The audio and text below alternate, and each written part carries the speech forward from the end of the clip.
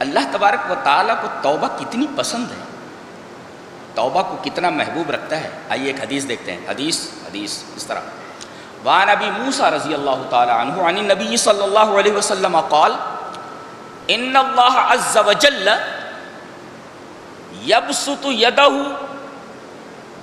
باللیل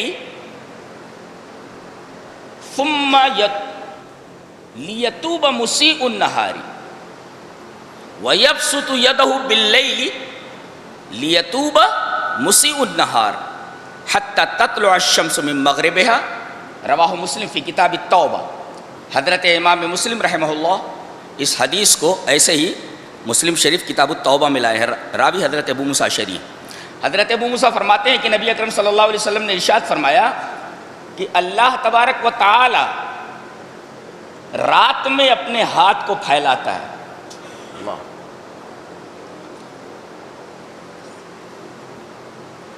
جب یہودیوں نے یہ کہا، مشرکین نے یہ کہا کہ اللہ کے ہاتھ بند ہیں، ید اللہ مغلولہ، اللہ کے ہاتھ بند ہیں، تو جواباً یہ فرمایا گیا بل یداہ مبسوطتان، اس کے دونوں ہاتھ پھیلے ہوئے ہیں۔ تو ایک بات تو یہ معلوم ہے کہ اللہ کے دو ہاتھ ہیں، اور عجیب بات تو یہ ہے کہ ہمارے دو ہاتھ ہیں، ایک دایاں ہے ایک بایاں ہے، اس کے دونوں ہاتھ دائیں ہیں۔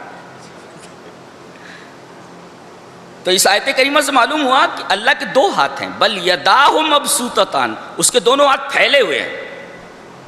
اور ظاہر ہے جب اس کے دونوں ہاتھ پھیلے ہوئے ہیں، ایک مفسر لکھتا ہے من سأل ومد یدہ للہ لم یرج مفلسا، جس نے اپنے ہاتھوں کو کھول رکھا ہو، جس کے ہاتھ پھیلے ہوئے ہوں، اگر کوئی آدمی اس کی طرف اپنے ہاتھ بڑھاتا ہے تو مفلس ہو کر تو نہیں لوٹتا، غنی ہو کر ہی لوٹتا ہے۔ لہذا جب اللہ تبارک و تعالیٰ اپنے ہاتھوں کو پھیلائے ہوئے ہے تو مانگو نا اس کے سامنے ہاتھ، اب جب ہاتھ پھیلائے ہوئے ہے تو اس کے سامنے ہاتھ پھیلا دو۔ مفلس ہو کر کے کوئی لوٹے گا؟ مفسر کا تفسیرہ بالکل صحیح ہے، بہت شاندار ہے۔ تو اللہ تبارک و تعالی رات میں اپنے ہاتھوں کو پھیلاتا ہے، کیوں؟ لیتوب مسیء النہار، تاکہ رات کے اندر جو ہاتھ پھیلا رہا ہے اس لیے کہ دن میں گناہ کرنے والا توبہ کر لے۔ لیتوب مسیء النہار، رات میں اپنے ہاتھوں کو پھیلاتا ہے تاکہ دن میں گناہ کرنے والا توبہ کر لے،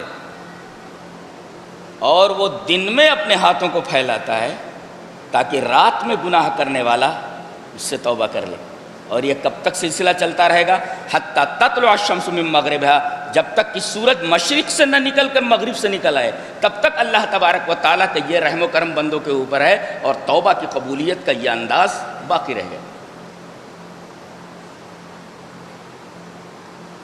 اس کو توبہ کتنی پسند ہے۔ آئیے ایک حدیث اور دیکھتے ہیں کہ اللہ تبارک و تعالیٰ کو توبہ کتنی پسند ہے۔ حدیث اس طرح،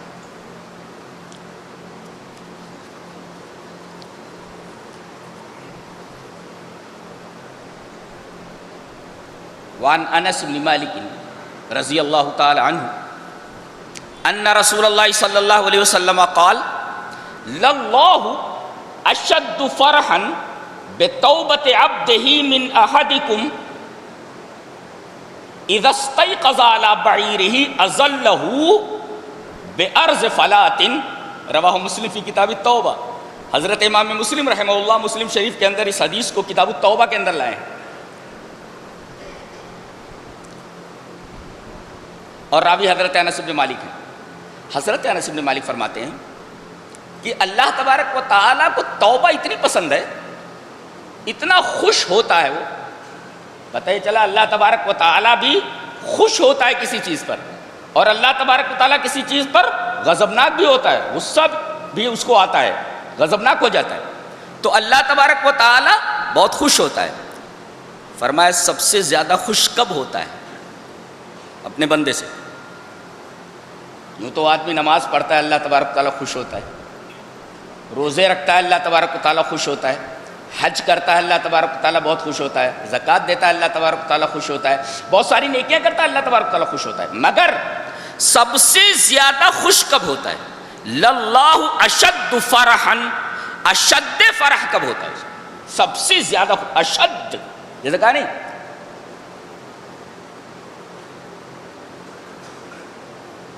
اللہ تبارک و تعالی سے سب سے زیادہ محبت کرنے والے کون؟ مومن. کتنی زیادہ؟ اشد حبا للہ، سب سے زیادہ محبت. وہی اشد کا لفظ یہاں بھی آیا ہے، للہ اشد فرحا، سب سے زیادہ اللہ اپنے بندے پر کب خوش ہوتا ہے؟ گناہ کر لیا ہے، ناراض ہو گیا ہے، گناہ کر لیا، ناراض ہو گیا. اب اگر بندہ توبہ کرتا ہے اس وقت سب سے زیادہ خوش ہوتا ہے، اس سے زیادہ کسی چیز پر خوش نہیں ہوتا. اشد فرحا، سب سے زیادہ اللہ تبارک و تعالیٰ خوش ہوتا ہے بتوبت عبدہ من احدکم، جب کوئی بندہ گناہ کرنے کے بعد اللہ تبارک و تعالیٰ سے توبہ کرتا ہے تو سب سے زیادہ خوشی اللہ تبارک و تعالیٰ کو اسی حالت میں ہوتی ہے. اور کتنا خوش ہوتا ہے؟ ایک تو سب سے زیادہ خوش ہوتا ہے، کتنا خوش ہوتا ہے وہ بتایا گیا کہ ایک آدمی ہے فلات کے اندر جا رہا ہے. فلات کہتے ہیں جنگل کو، صحرا کو. اس کی اونٹنی کے اوپر پانی لدا ہوا ہے اور صحرا بہت طویل ہے. اس کو پار کرنے کے لیے کافی وقت درکار ہے. اس صحرا کو اسے پار کرنا، قطع کرنا. اس کی اونٹنی کے اوپر پانی ہے، مشکیزہ ہے جس میں پانی بھرا ہوا ہے. اس کی اونٹنی کے اوپر اس کا توشہ ہے. ایک درخت کے نیچے تھوڑا آرام کرنے کے لیے بیٹھ جاتا ہے، اسے تھوڑی اونگ آ جاتی ہے. جب اس کی آنکھ کھلتی ہے تو دیکھتا ہے کہ اونٹنی غائب ہے. اضلہ، اونٹ گم ہو گیا اس کا. اب وہ حیران و پریشان ہے، ادھر جاتا ہے ادھر جاتا ہے، ادھر دیکھتا ہے ادھر دیکھتا ہے، اونٹ ہے کہ دکھائی ہی نہیں دیتا. زاروں قطار رونے لگتا ہے. کہتا ہے اب تو میری موت لازم ہے، اس لیے کہ نہ میرے پاس پانی ہے نہ میرے پاس کھانا ہے، اور اتنا طویل صحرا مجھے عبور کرنا ہے، اتنا طویل صحرا مجھے قطع کرنا ہے، اور یہاں پانی بھی نہیں ہے اور کھانا بھی نہیں ہے، میری موت لازمی ہے. دوڑ دوڑ کر کے مایوس ہو جاتا ہے اور اسی پیڑ کے نیچے آ کر کے بیٹھ جاتا ہے. روتے روتے پھر اسے اونگ آ جاتی ہے، اور اس بار جب اس کی نیند کھلتی ہے تو دیکھتا ہے کہ اس کا اونٹ اس کے توشے کے ساتھ، اس کے پانی کے ساتھ سامنے کھڑا ہوا ہے. کھڑا ہو جاتا ہے اور مارے خوشی کے بولتا ہے اللہم انا ربک، اللہم انت عبدی وانا ربک. اے اللہ میں تیرا رب ہوں، تو میرا بندہ. مارے خوشی کے اخطا، غلط بول جاتا ہے. کیا بولتا ہے؟ اللہم انت عبدی، اے اللہ تو میرا بندہ ہے، وانا ربک میں تیرا رب ہوں. سو الٹا بول جاتا ہے. اللہ تبارک و تعالیٰ کو اس کی یہ ہڑبڑاہٹ اور اس کا یہ انداز اس مثال میں اتنا پسند آتا ہے کہ اللہ تبارک و تعالیٰ یہ فرماتا ہے کہ جتنا یہ شخص اپنی اونٹنی کے ملنے پر خوش ہوا ہے جبکہ اس کی موت لازمی تھی، میں اس سے زیادہ اپنے اس بندے سے خوش ہوتا ہوں جو گناہ کرنے کے بعد مجھ سے توبہ کر لیتا ہے. بتاؤ، وہ آدمی جس نے یہ سوچ لیا تھا کہ اب میں بچنے والا نہیں ہوں، زندگی میری ختم ہونے والی، اور سامنے اس کی زندگی آ جائے تو وہ کتنا خوش ہوگا. مارے خوشی کے وہ الٹا بول جاتا ہے کہ تو میرا بندہ ہے میں تیرا رب ہوں. اللہ سے بولتا ہے. اللہ فرماتا ہے یہ بندہ جس طرح اپنی اس اونٹنی، اپنے اس اونٹ کے ملنے پر خوش ہوا ہے، میں گناہ کرنے کے بعد بندہ جب مجھ سے توبہ کرتا ہے تو میں اس آدمی سے زیادہ خوش ہوتا ہوں بندے کے اوپر. تو ایک تو ہے سب سے زیادہ خوش ہوتا ہے. کتنا خوش ہوتا ہے وہ بتایا گیا، اتنا خوش ہوتا ہے بلکہ اس سے بھی زیادہ خوش ہوتا ہے. اللہ. تو گناہ ہو گئے تو اب توبہ کر لیجیے اور اللہ تبارک و تعالیٰ توبہ سے کتنا خوش ہوتا ہے آپ کو معلوم ہو۔ علامہ ابن قیم رحمہ اللہ کی ایک کتاب ہے مدارج السالکین، اس میں انہوں نے ایک واقعہ لکھا ہے کہ بعض عارفین نے ایک گلی میں دیکھا کہ ایک عورت اپنے بچے کو خوب مار رہی ہے، پیٹ رہی ہے، بچہ ہے کہ چلا رہا ہے اور ماں اسے مارتی جا رہی ہے، اور مارنے کے بعد اس کو گھر سے نکال دیا اور دروازہ اس کے منہ کے اوپر بند کر لیا۔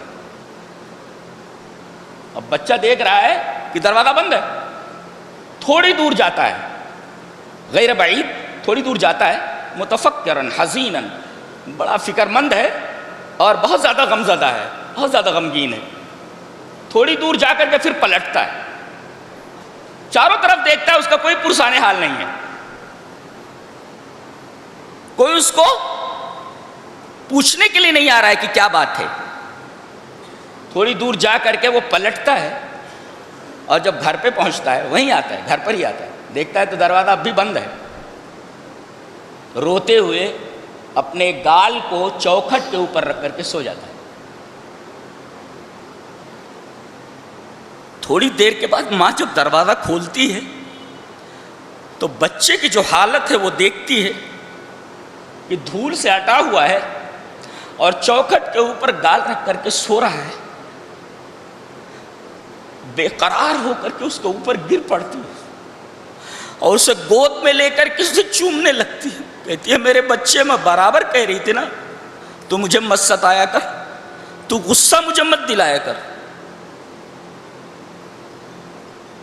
اور دیکھ تو پلٹ کر کے آیا نا میرے پاس، میرے علاوہ تیرا ہے کون؟ میں ہی تو تیری سب کچھ ہوں۔ اب بتاؤ، اگر بندہ گناہ کے راستے پر جا کر کے اگر واپس اللہ کے در پر پلٹ آتا ہے، فکر مند ہے اپنے گناہ پر، غمگین ہے اپنے گناہ پر، تو ماں کا یہ حال ہے کہ اسے اپنے گود میں لے کر کے، اپنی آغوش میں لے کر کے چومتی ہے، چاٹتی ہے اور کہتی ہے کہ میں نہیں کہہ رہی تھی کہ میری مخالفت مت کر، میں جو کہہ رہی ہوں میری بات مانا کر۔ بتاؤ، اس ماں سے سینکڑوں گنا زیادہ اللہ تبارک و تعالی رحیم ہے۔ بندہ جب گناہ سے اس کی طرف پلٹتا ہے تو بتائیے اللہ تبارک و تعالی اسے معاف نہیں کرے گا؟ جب توبہ اسے اتنی زیادہ پسند ہے تو گناہ ہو جانا یہ اہم نہیں، اہم یہ ہے کہ آپ نے گناہ کے بعد توبہ کی ہے یا نہیں۔ لہذا گناہ کتنے بھی ہو گئے ہوں، گناہوں کی تعداد کتنی ہی زیادہ کیوں نہ ہو گئی ہو، ہمیں اللہ تبارک و تعالیٰ کی رحمت سے مایوس ہونے کی ضرورت نہیں ہے۔ قُلْ يَا عِبَادِيَ الَّذِينَ أَسْرَفُوا عَلَىٰ أَنفُسِهِمْ لَا تَقْنَطُوا مِن رَحْمَةِ اللَّهِ، اے میرے بندو جنہوں نے اپنے اوپر ظلم کر لیا ہے، بہت گناہ کر لیے ہیں، لا تقنطوا من رحمت اللہ، میری رحمت سے مایوس مت ہونا۔ ان اللہ یغفر الذنوب جميعا، اللہ تبارک و تعالیٰ تمہارے تمام گناہوں کو معاف کر دے گا۔ انہ هو الغفور الرحیم، اس لیے کہ وہ غفور الرحیم ہے، وہ گناہ کو معاف نہیں کرے گا تو کون کرے گا؟ اللہ تبارک و تعالیٰ نے ایک جگہ ارشاد فرمایا ومن یغفر الذنوب الا اللہ، اللہ کے علاوہ گناہوں کو معاف کرنے والا کون؟ کیا شان ہے بات کرنے کی۔ اللہ فرماتا ہے میرے علاوہ گناہوں کو کون بخشنے والا؟ میں ہی تو بخشنے والا ہوں۔ لہذا جب وہ گناہوں کو بخشنے کے لیے موجود ہے تو اس کے سامنے استغفار کے لیے اور طلب مغفرت کے لیے دعا میں ہاتھ کیوں نہ اٹھایا جائے، اس کے سامنے دست دعا کیوں نہ پھیلایا جائے، دست سوال کیوں نہ دراز کیا جائے۔ اللہ تبارک و تعالیٰ کو توبہ اتنی پسند ہے کہ بندہ گناہ کے راستے پر جاتے جاتے کیسے میری طرف پلٹ کر آیا ہے، بہت خوش ہوتا، بہت خوش ہوتا۔ تو اہم یہ نہیں ہے کہ تم نے گناہ کر لیے، اہم یہ ہے کہ تم نے گناہ کرنے کے بعد توبہ کی ہے یا نہیں کی۔ اصل توبہ ہے، مرنے سے پہلے توبہ کرو، بخشش کا پورا امکان ہے، اللہ تبارک و تعالیٰ تمہارے تمام گناہوں کو بخش دے گا۔